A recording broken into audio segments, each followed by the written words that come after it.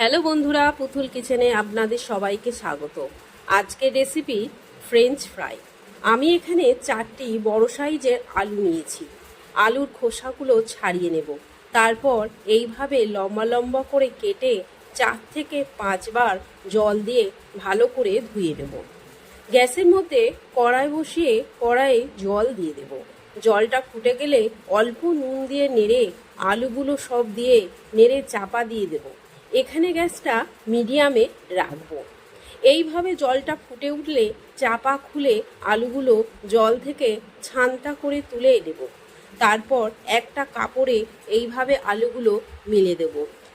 আলুতে যে জলটা আছে তা শুকিয়ে যাবে।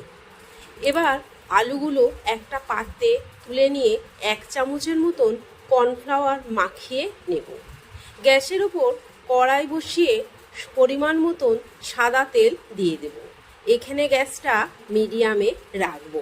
তেলটা গরম হলে কর্নফ্লাওয়ার মাখানো আলুগুলো অল্প করে দিয়ে এই রকম করে ভেজে তুলে রাখবো।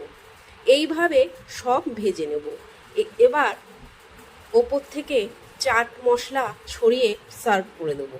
যদি আমার এই রেসিপিটা আপনাদের ভালো লাগে তাহলে লাইক, কমেন্ট ও শেয়ার করে দেবেন।